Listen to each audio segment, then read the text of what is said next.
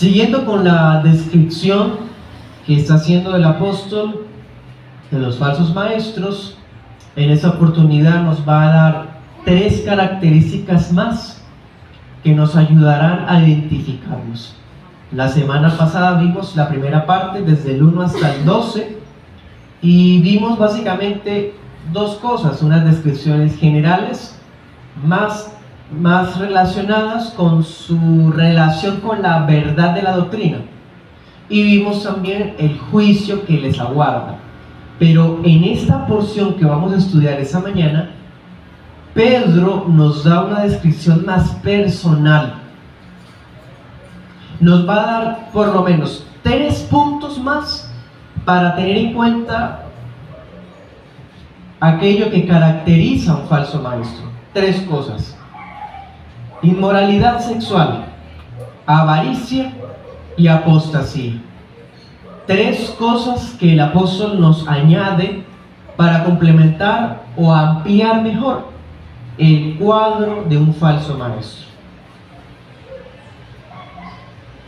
Bien, habida cuenta de ese cuadro que está más amplio ahora, vamos a entender mejor o a confirmar el juicio que les viene a estas personas y, por supuesto, a sus seguidores. Debo aclararles, como ya hemos leído tanto en la dirección como ahorita mismo, que si nosotros hiciéramos una lectura simplista, humanista de estos versículos, llegaríamos a pensar que Pedro está usando calificativos peyorativos, como si Pedro estuviera usando falacias ad hominem contra sus adversarios, porque si usted se da cuenta, hermano, Pedro es muy pesado en este capítulo, quizás el más pesado de toda la Biblia, y usa calificativos negativos a cada momento: fuentes sin agua, ojos adúlteros. Mejor dicho, cualquiera podría decir de una manera simple que está insultando a los herejes. Pero esa descripción está diseñada para dejar a los lectores una fuerte impresión, con tal de que nos percatemos de la identidad de los falsos maestros, y esas descripciones, en vez de tomarlas como insultos, más bien son formas de ver qué es lo que Dios piensa de los falsos maestros. ¿Cómo son los falsos maestros a los ojos de Dios? Así como los está calificando Pedro.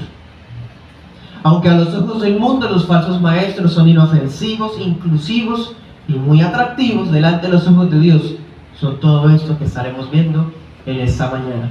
Veremos esta enseñanza en 2 puntos. Primer punto, versículos de 14 al 16, adúlteros y avaros. Y el segundo punto veremos, desde el 17 hasta el 22, apóstatas y engañadores. ¿Listos? Comencemos. Segunda de Pedro 2, 14. Dice: tienen los ojos llenos de adulterio y son insaciables para el pecado. En una ocasión el Señor Jesús enseñó, ¿se acuerdan?, que los ojos son la lámpara del cuerpo. Eso está en Mateo 6, 22 al 23. En esa ocasión el Señor Jesús dijo que si los ojos son malos, el ser completo del individuo estará sumido en densa oscuridad. ¿Se acuerdan? Pues bien, Pedro nos dice que los falsos maestros tienen sus ojos llenos de adulterio. Impresionante. Primera descripción, muy gráfica. De hecho, en el griego se usa una expresión que es el idioma inspirado para el Nuevo Testamento. Se usa una expresión muy fuerte, como si estuviera diciendo que en la pupila de ellos siempre hay una mujer adúltera. Muy fuerte. Pero aclaremos algo, hermanos. Para el apóstol, ¿el adulterio qué es? Bueno, el adulterio no solamente es infidelidad conyugal o recasamiento.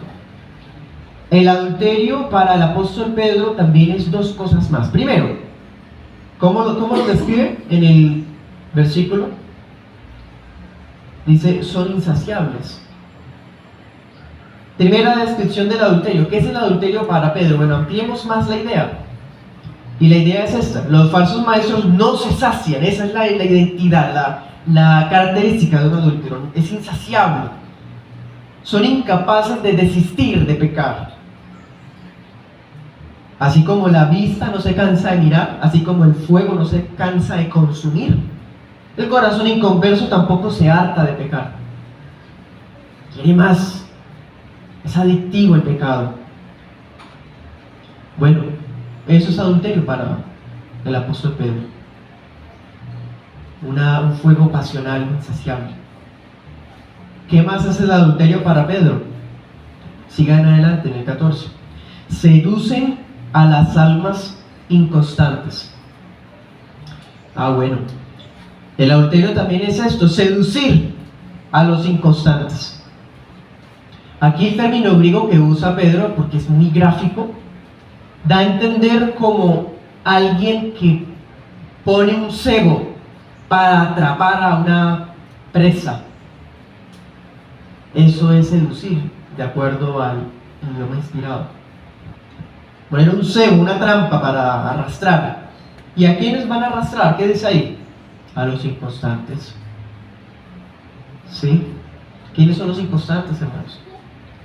Acordémonos que vimos en el capítulo 1. En el capítulo 1 vimos los constantes, los que crecían en la piedad, los que le añadían a la fe virtud, conocimiento, ¿se acuerdan? Dominio propio, amor fraternal, afecto fraternal, ¿sí? Dominio propio. Esos son los constantes, los que tienen, ¿se acuerdan? Los que son sobrios, los que tienen su mentalidad como la de los profetas que estudiaban la palabra, en fin. Pero los inconstantes son precisamente los que Pedro en el capítulo anterior había dicho que eran miopes, que se habían quedado hasta ciegos y se habían olvidado de que habían sido perdonados de sus pecados. ¿Se acuerdan? Los inconstantes. Pues bien, los falsos maestros, en pocas palabras, se deleitan en la inmundicia. Y no solamente ellos aman esto, sino que logran que sus seguidores se hundan con ellos, con esa misma manera de vivir. Miremos un ejemplo bíblico que es bastante escueto y se ve hoy día también. Segunda de Timoteo 3:6.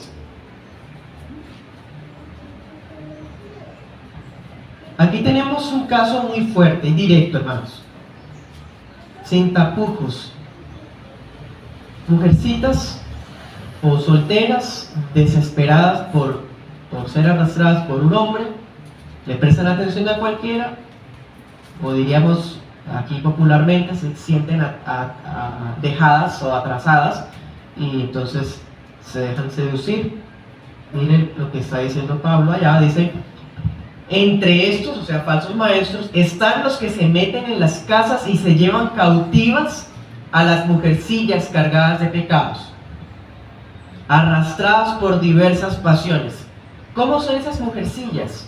Y también aplica para los hermanos solteros desesperados, que a cualquier fulana que llega a la iglesia, o cualquier nueva, o cualquiera del mundo, en yugo desigual, los atrapa fácilmente. ¿Cómo son estas personas? Dice: siempre están aprendiendo y nunca logran llegar al conocimiento de la verdad. ¿Sí? Entonces puede seguir leyendo. Dice: de la manera que Janes y Jambres se pusieron a Moisés, así también estos, o sea, tanto los que arrastran a las mujercillas como las mismas mujercillas, se oponen a la verdad. Son hombres de mente corrompida, réprobos en cuanto a la fe, pero no irán muy lejos porque su insensatez será evidente a todos, como también fue la de aquellos. Muy fuerte, hermano. Bueno, aquí vemos.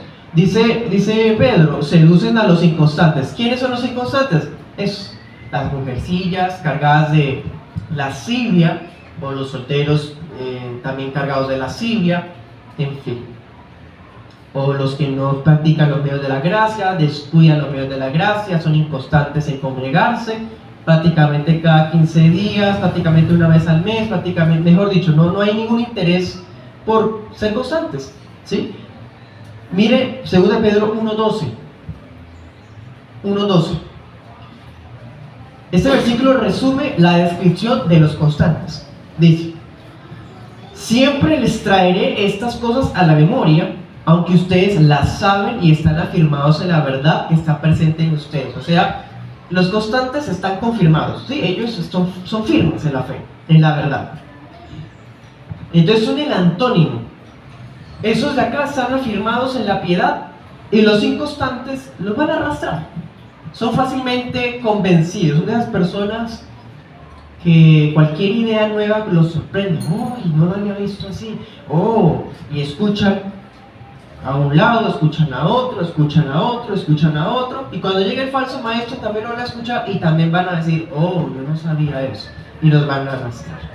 Son los inconstantes, son los falsos convertidos, los que nunca nacieron de nuevo, los que son incapaces de crecer espiritualmente. Por eso terminan siendo arrastrados por los falsos maestros, porque los falsos maestros son especialistas en seducir a los inconstantes. ¿Bien? ¿Y cómo los seducen? ¿Cuál es la trampa que les ponen? Bueno, el falso maestro ofrece un mensaje de indulgencia. Indulgencia es como los golpecitos en el hombro, de decir que no se preocupe, no está tan mal, o sea, no se sienta así, somos un error, todos fallan, todos erran al blanco alguna vez, es un error, se está en un proceso. O sea, la indulgencia es ser permisivo con lo que Dios no permite, ser tolerante con lo que Dios no tolera, ¿sí? Ese es el falso maestro. Invita a la autocomplacencia, invitan a la ausencia de dominio propio, al libertinaje. Pues claro, los inconstantes caen fácil porque ellos tienen sus propias luchas y ya están cansados de luchar. Entonces llega alguien que les dice que esa lucha es inventada, es imaginaria, que Dios tampoco nos va a poner tantas cargas, hay que vivir la libertad de Cristo, la gracia y el amor, y así en nombre del amor hunden con ellos a los inconstantes. Bien, entonces se cuenta, hermano, primera característica de un falso maestro personal es adúltero. Adúltero, y querrá pescar a otros con su propio pecado. Sigamos con la descripción, verso 14. Es la segunda parte, dice: tienen el corazón ejercitado para la avaricia, son hijos de corrupción. Abandonando el camino recto, se extraviaron al seguir el camino de Balaam, hijo de Beor, quien amó el pago de la injusticia y fue reprendido por su iniquidad. Una muda bestia de carga, hablando con voz de profeta, frenó, con voz de hombre, frenó la locura del profeta. Además de ser adúlteros en cuerpo y alma, los falsos maestros tienen otra característica: son avaros de corazón, ¿sí? El apóstol nos muestra que las riquezas son su motivación, son el tesoro de su alma. Y otro término griego que usa Pedro, aquí está siendo demasiado gráfico, hermanos. Esa parte cuando usted leyó que decía ejercitado, en griego significa que son personas como una especie de deportista profesional, como el que ha hecho lo necesario para adiestrarse y está bien equipado y se concentra para llegar a la meta y ser, mejor dicho, el mejor deportista. Bueno, Pedro está diciendo que el falso maestro es así, pero con la codicia. Es fácil encontrar dinero, es fácil producir, sus mensajes tratan de eso. Es una persona que se le ve prosperar fácilmente, son especialistas en eso, es el hábito de ellos, más marcado. Mejor dicho, son como empresarios por naturaleza. Esa es la descripción del falso maestro. Dice otra versión: son expertos en aprovecharse de los demás. Impresionante. Ese tipo de personas son de las que se les llena la boca en decir bendiciones, en hablar palabras de bendición, claro, en un sentido material, ¿no? En un sentido material, son los que hablan de bendiciones en tono material, en sentido material, cuando ellos mismos son hijos de maldición. ¿Sí? Pedro está diciendo, son hijos de maldición, pero estos reducen la bendición a todo lo que sea material, a todo lo que sea de avaricia y de codicia. ¿Sí? Entonces hablan de bendiciones financieras y materiales y ellos mismos son hijos de maldición. Qué ironía. Claro, en este punto Pedro no puede evitar recordar al falso profeta Balaam. ¿Se acuerdan? Números 22. Vamos a mirar algunas características de Balaam para que recordemos quién era ese fulano. Bueno, usted mira en Números 22:38. Dice que Balaam afirmaba que él hablaba únicamente las palabras que Dios le pusiera en la boca. Mira Números 23 del 3 al 4. Él decía ser el varón de ojos abiertos, que escuchaba las palabras de Dios y hasta veía visiones. Y otra característica, Números 23:16, dice que él conocía la ciencia del Altísimo. Bueno, son afirmaciones muy egocéntricas, ¿no? Que uno todavía ve por ahí. Les encanta decir que ellos solo hablan Biblia, pero realmente hablan de sus propias historias y fábulas. Les encanta decir que tienen sus ojos abiertos y tienen visiones. Hablan de la visión, hay que tener visión, ¿sí? Unirse a la visión, hablan mucho así. Y el otro detalle, conocen la ciencia del Altísimo, o sea, ellos son los iluminados en un nivel por encima de todos los demás. Entonces, dése cuenta, así era Balaam, cuando él en realidad era un hombre extraviado, dice Pedro, un extraviado, que amaba el premio de la maldad.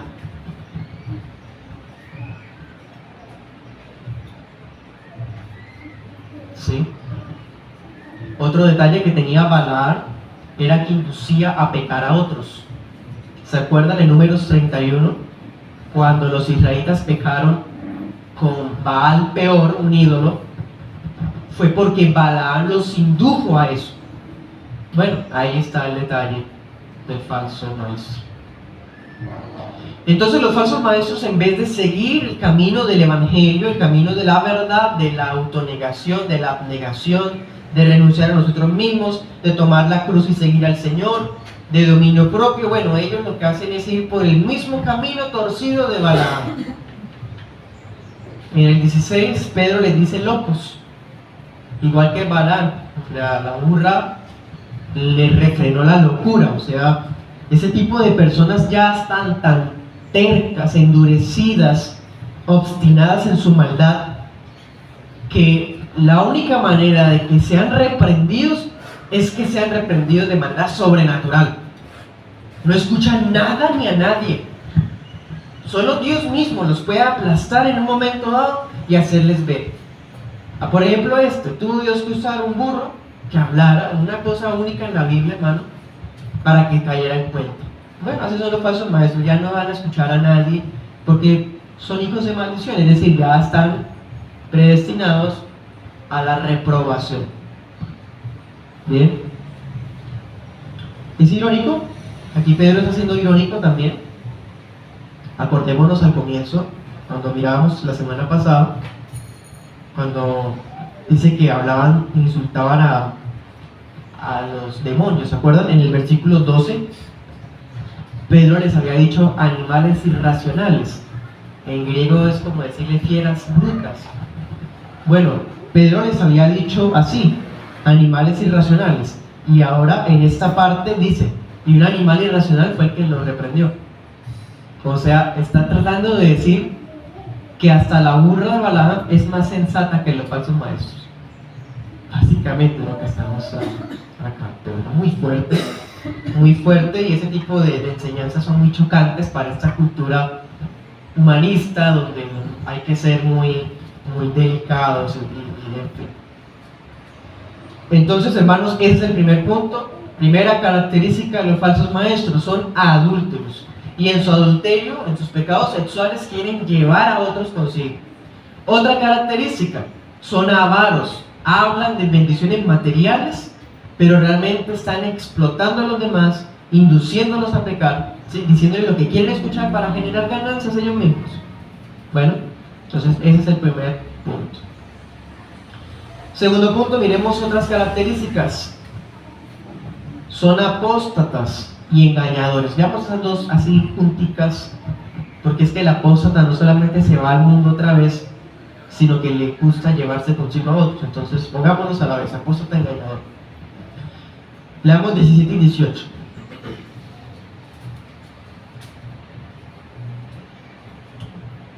Dice: son fuentes sin agua, nubes arrastradas por la tempestad. Para ellos se ha guardado la profunda oscuridad de las tinieblas, porque hablando arrogantes palabras de vanidad, seducen otra vez con las pasiones sensuales de la carne a los que a duras penas se hayan escapado de los que viven en el error. Muy fuerte. ¿Qué más descripciones nos da Pedro de un falso maestro? Bueno, son fuentes sin agua. En otras palabras, ellos dicen tener la bendición, la verdad, la vida. Y mejor dicho, son muy atractivos. La gente se reúne y va tras ellos. Y cuando la gente por fin se acerca con sinceridad para recibir algo de Dios, encuentran que son fuentes sin agua. No tienen nada que ofrecer. No tienen agua, vida. Prometen la vida que ellos mismos no poseen. Son nubes empujadas por la tormenta. Hagan de cuenta, hermano, un día de verano, 36, 38 grados, y vemos, se ve una nube. Y por lo menos se tiene la esperanza, bueno, por fin va a lloviznar. Y de repente se vuelve a mirar y la nube ya no está. Así son los falsos maestros. Prometen a la gente lluvias de bendición, lluvias de vida eterna, lluvias de gracia, pero realmente son nubarrones que son arrastrados. En vez de traer sombra, ni siquiera sirven para dar sombra, hermano, ni para dar rocío. Solo traen consigo desorden y juicio. Muy fuerte. Dice otra versión: son como ríos, la palabra de Dios para todos, son como ríos sin agua y como nubes a las que se lleva la neblina. ¿Sí? Y aquí en ese punto el apóstol vuelve a mencionar el juicio, ¿no?, que les aguarda, que ya vimos la semana pasada. Y mire cómo describe el juicio: la más densa oscuridad para siempre. Muy fuerte. Anote ese texto, Mateo 22:13.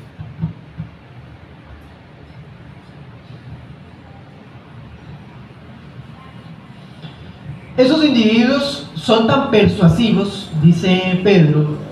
¿Qué tipo de palabras usan? ¿Cómo describe la palabra de ellos? Infladas, vanas. Así son ellos, es lo que hablan. Sus enseñanzas son tan grandilocuentes, pero son huecas. Hablan, gritan, sudan y se mueven de un lado para otro, y va uno y revisa y no han dicho nada. No han enseñado nada. Así son los falsos maestros. Dice otra versión, la palabra es para todos: buscan impresionar a la gente con sus palabras que en realidad no valen nada. Dice la Peshita: hablan palabras ridículas, ociosas. Bueno, ahí están viendo, hermano, cómo es el discurso de un falso maestro. Pero esos discursos que están llenos hasta de palabras que al punto de no decir nada, ¿no? Muy estilo político socialista, ¿no? De hablar y hablan tantas cosas y no han dicho nada. Bueno, así son. Pero lo irónico es que, aunque no han dicho nada, la gente se seduce. Los seducen. Y miren a quiénes. Otra descripción de los inconstantes. Vuelva a mirar el 18. ¿Cómo son los inconstantes? Dice: apenas comienzan a apartarse de los que viven en el error. O sea, con esta línea uno puede ver que las personas más vulnerables en una iglesia de ser arrastrados por un falso maestro son dos. Primero, los neófitos, o sea, los que son nuevos, apenas están conociendo la palabra, apenas están conociendo el evangelio, no han profundizado la doctrina. Entonces cualquiera que habla o menciona a Dios, ellos piensan que eso también es de Dios, que lo que produce la música que produce cierto artista famoso, entonces debe ser cristiana porque él menciona a Cristo. Sí, entonces el nuevo es así, es inconstante, apenas está comenzando a apartarse del error, entonces es seducido fácil. Pero también, hermano, hay otro detalle. Estas personas, dice la traducción viviente, apenas escapaban de una vida de engaño. Son de ese tipo de gente que de verdad quiere cambiar. Hagan de cuenta personas que estaban atrapados en vicios o surgieron de ciertos problemas familiares o ciertos problemas personales y encontraron en la iglesia un escape, ¿sí?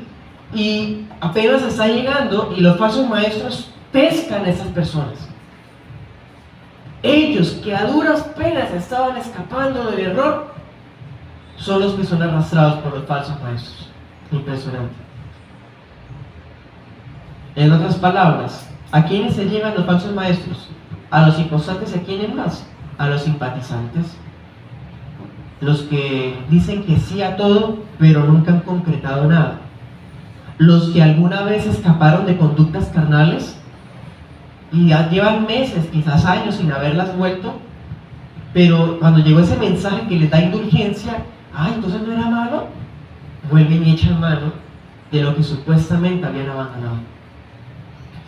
¿Sí? Dice, conductas lascivas, cuando habla de disolutos, ¿no? Otra vez, un término que ya había hablado antes. Y esas personas estaban seguros que ya habían superado eso, pero a través de las falsas enseñanzas volvieron a caer en lo mismo. Miremos ahora versículo 19. Les prometen libertad. Wow. Cuando ellos mismos son esclavos de la corrupción, puesto que cada cual es hecho esclavo de lo que le ha vencido. Leamos Apocalipsis 2.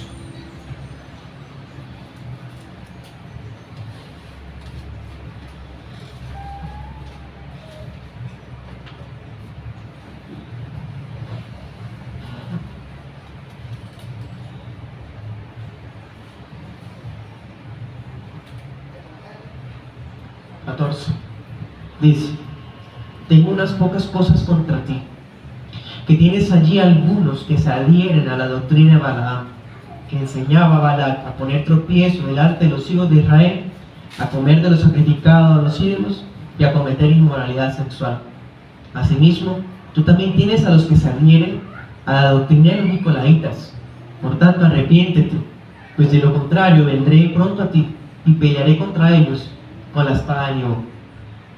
Impresionante. Pérgamo, la iglesia de Pérgamo, una iglesia sana, que tenía miembros corruptos, miembros avaros, inmorales y que les gustaba enredarse con el paganismo. ¿Sí? A esta iglesia se le dice esto: arrepiéntete. Bien. Sigamos con el texto de Pedro. Vamos a ir diciendo. Los falsos maestros son incapaces de enseñar la verdad. Claro, Juan 8:32, ¿se acuerdan? Conoceréis la verdad y la verdad os hará libres.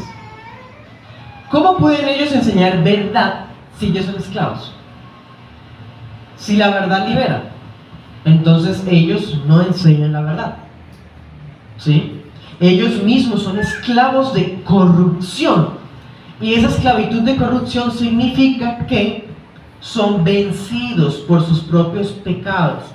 Alguna vez lucharon contra el pecado, pero ya se cansaron de pelear contra el pecado. ¿Por qué negarse si eso es natural?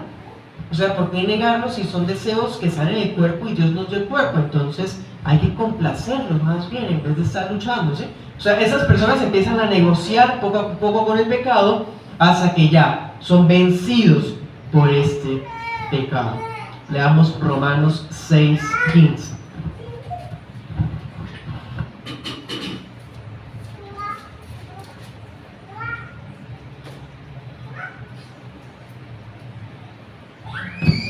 Dice, ¿qué pues?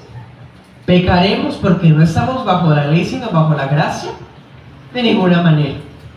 ¿No saben que cuando se ofrecen a alguien para obedecerlo como esclavos, son esclavos del que obedece, ya sea del pecado para muerte o de la obediencia para justicia? Pero gracias a Dios, porque aunque eran esclavos del pecado, han obedecido de corazón a aquella forma de enseñanza a la cual se han entregado, y una vez libertados del pecado, han sido hechos siervos de la justicia. Les hablo en términos humanos a causa de la debilidad de la carne de ustedes, porque así como presentaron sus miembros como esclavos a la impureza y a la iniquidad cada vez mayor, así presenten ahora sus miembros como esclavos a la justicia para la santidad, porque cuando eran esclavos del pecado estaban libres en cuanto a la justicia. ¿Qué recompensa pues tenían entonces por aquellas cosas de las cuales ahora se avergüenzan? Porque el fin de ellas es muerte.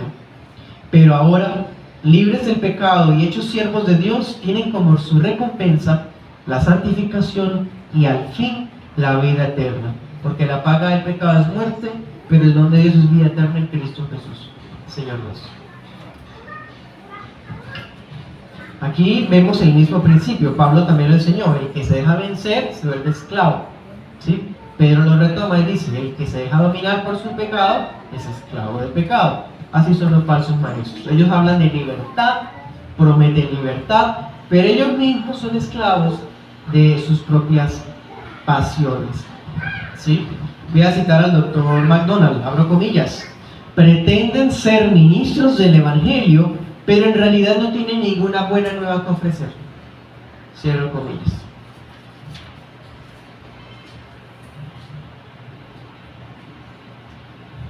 ¿Sí? Pero ¿se atreven a prometer libertad? Claro, ellos hablan de libertad financiera, falsas promesas, nuevas experiencias, empoderamientos, sanidad interior, teoterapia, etc. Libertad de todo menos de pecado. Libertad de todo menos la espiritual, porque esa no pueden ofrecerla, ¿sí? Esa es la libertad que ofrece un falso maestro, la herejía del antinomianismo. Antinomianismo, es decir, afirmar que los principios morales del Antiguo Testamento ya no están vigentes para el cristiano.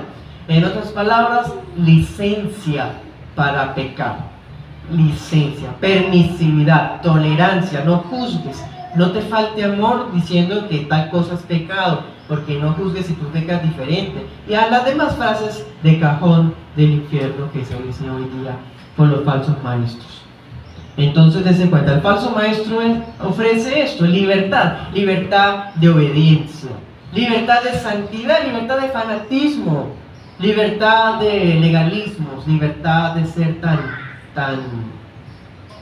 espirituales. Tampoco hay que ser así. Con sus discursos le ofrece a la gente licencia para vivir como mejor les parezca. Al adúltero le siguen diciendo hermano, a la chismosa le sigue diciendo hermana, el fornicario puede servir, el hereje puede predicar en el púlpito, el ladrón puede servir en la adoración, y así, porque no hay que juzgar, todos somos hermanos. Ese es el falso maestro. Leamos versículo 20, volvamos al texto.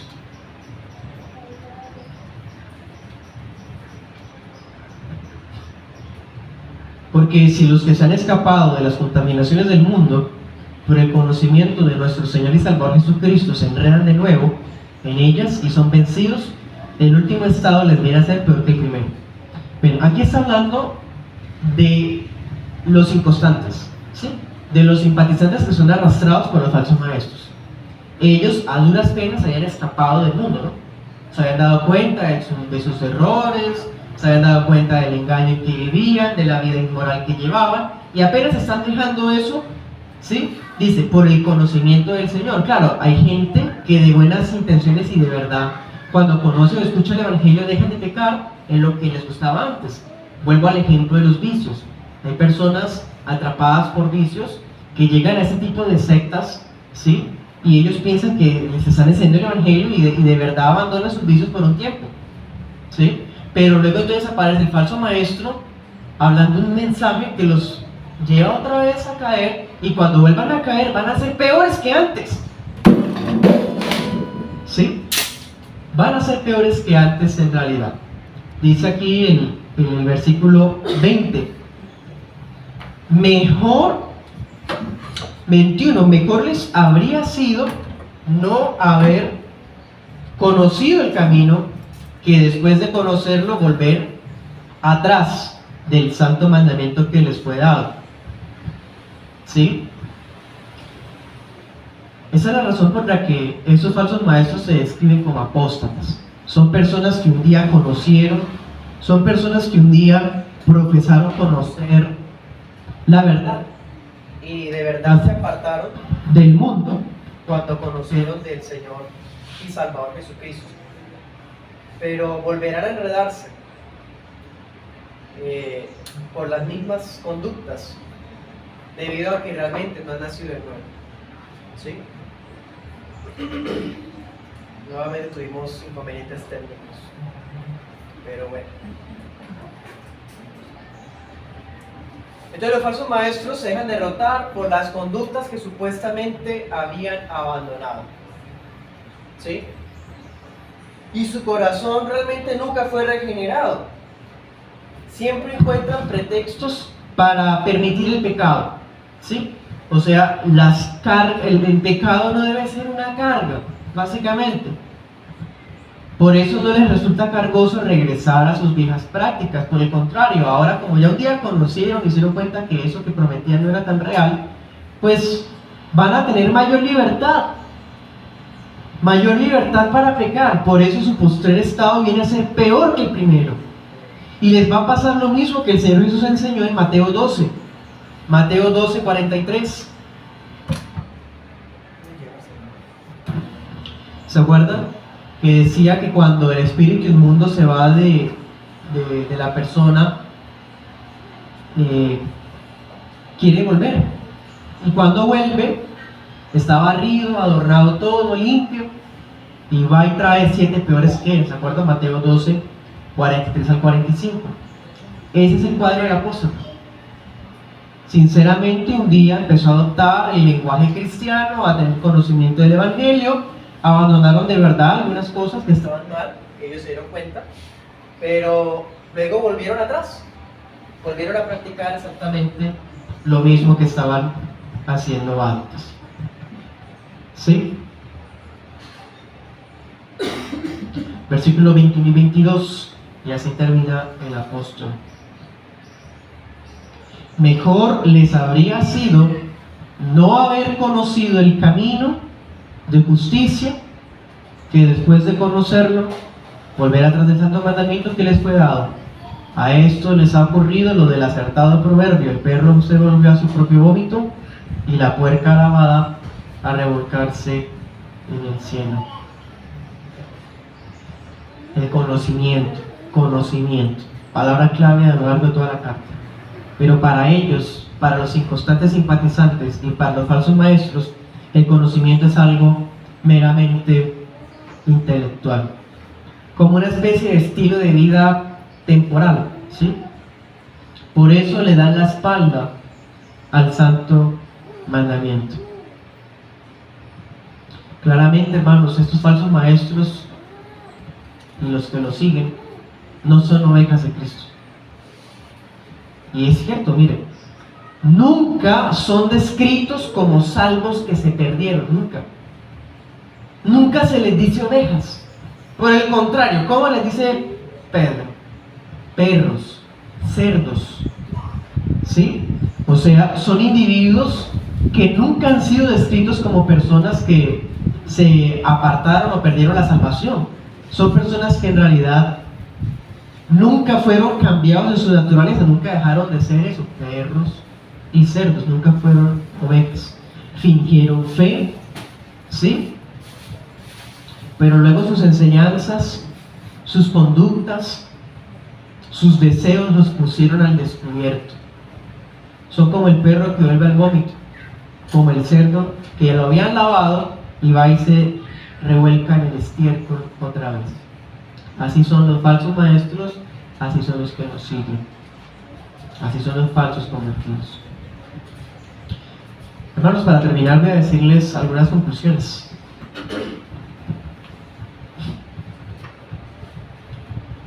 ¿Cuántos casos no han salido a la luz pública de pastores, de salmistas, que se ven enredados en afirmaciones hinchadas de insensatez? Que uno dice, ¿cómo va a decir eso el Señor? O sea, si antes era de pronto de sana doctrina, ¿por qué ahora habla así? ¿Cuántas veces uno escucha a estas personas enredadas en actos sexuales inmorales? Los caracteriza la inmoralidad, la infidelidad conyugal, se les descubre que habían hasta hecho violaciones con que la secretaria, que la contadora, que las feligreses, que esta y la otra. ¿Cuántas veces no he escuchado eso, hermano? He escuchado casos de esos, que se enriquecen de manera desproporcionada a través de sus mensajes, se ven ricos de un momento a otro, y para eso la gente piensa que esta es la bendición de Dios. No, porque son hijos de maldición, no se olviden de eso. ¿Sí? Pedro nos enseña que esas personas nunca fueron verdaderos cristianos y que con el tiempo salió a relucir su verdadera identidad. Entonces los falsos maestros no solo son mentirosos, imprecisos doctrinalmente, sino que también son hombres abiertamente descalificados para el ministerio. Pero la gente, en nombre del amor y de la gracia, dice, ay no hay que ser así como fariseos y juzgar a ellos. O sea, el pastor cayó en adulterio, este pastor se le ha visto codicia y avaricia, pero él ya se arrepintió, hay que darle otra oportunidad. Y así ellos siguen colocando en su trono a aquellos que ni siquiera tienen derecho a servir a Cristo. Hermanos, las iglesias bíblicas no pueden bajar el estándar de integridad moral y de integridad familiar que los candidatos ancianos locales deben tener. Pero cuán lamentable es saber que cada vez más son los casos de pastores de iglesias bíblicas que fueron infieles a sus esposas o que se casaron más de una vez y siguen siendo pastores. Y tristemente hasta he sabido de iglesias bautistas que están cayendo en eso, hermano. Y peor, que dicen ser reformados. Es una vergüenza para la santidad del evangelio. ¿Cuántos casos ahorita de pastores que reclaman salarios exorbitantes a la iglesia? En fin, que la palabra de Pedro nos sirva como advertencia a todos nosotros, especialmente a los varones dotados, aspirantes al ministerio, y a los actores pastores, de guardarse del adulterio, de los pecados de inmoralidad sexual, de qué es lo que pone delante de sus ojos, guardarse de la intención, de lo que le motiva el corazón.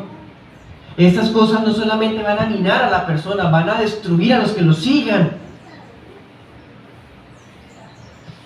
Sepamos algo, hermanos. Cada vez que usted se encuentre con un pastor, aunque diga que sea reformado, bautista, lo que sea, que es una persona de amor, de mucha experiencia, de años, mejor dicho, pero bendice y aprueba conductas inmorales como la unión libre o el homosexualismo, o que sabe que en la iglesia hay pecados de inmoralidad y no hace nada, no practica la disciplina eclesiástica, bueno, esa persona realmente es así autoindulgente, es indulgente con la gente porque es indulgente con él mismo. Ese tipo de falsos maestros, en ese punto, hasta podríamos decir que no son tan hipócritas, porque ellos no tienen la autoridad moral para juzgar a otros. Por eso es que no aplican disciplina al que ha pecado en la iglesia. Cada vez que se encuentre con un caso así, sepa que ese pastor muy probablemente está en pecado. Así que los falsos maestros son instrumentos de Satanás que seducen al pueblo santo que él insta al pueblo a ser permisivos, a recuperar el viejo hombre, ¿sí? Pero sepamos algo, hermanos, el trabajo de los falsos maestros solo tendrá éxito entre los falsos convertidos. Para quienes el evangelio es mera religiosidad, para quienes el evangelio es mero moralismo, como que no, yo ya cambié, yo ya dejé de ser así, yo ya no hablo así, yo ahora visto así. O sea, eso es moralismo. Para los que creen que el evangelio es moralismo, bueno, ellos son fáciles presas de los falsos maestros. Segunda aplicación, muy importante. El cristianismo es mucho más que una mera reforma externa. Los inconstantes, los simpatizantes, ¿qué pasó con ellos? ¿Se acuerdan? Conocieron la doctrina, abandonaron el error, abandonaron el mundo, abandonaron viejas amistades impías, pero todo fue externo nada más, superficial, fue vano, ¿sí? Abandonaron ciertos vicios, se negaron ahora a ciertas complacencias, adoptaron ciertas formas de vestir y de hablar, pero su corazón nunca ha sido regenerado. No se nos olvide, el evangelio es más que cosas externas. Para aquellos que se ha vuelto algo meramente externo, ellos van a caer, van a volver atrás y los falsos maestros los van a atrapar. ¿Ven? Y tercera aplicación y última. El hecho de que esta gente haya conocido el evangelio y su estado viene a ser peor que el primero es una solemne advertencia, hermano. Es una gran responsabilidad que conozca usted el evangelio y sepa que si entre nosotros o entre los que nos ven hubiesen reprobados, el juicio será más tolerable para los de Sodoma y Gomorra, para el que nunca se le predicó, que para aquel que conociéndolo su vida siempre fue la misma. Mayor responsabilidad. Habrá mayor condenación para aquellos que, habiendo sido iluminados a través de estudios bíblicos, quizás ocuparon lugares en la iglesia, quizás estuvieron años expuestos a la predicación. Bueno, ellos tendrán peor condenación porque supieron la voluntad de Dios y no la vivieron. Amén. Oremos.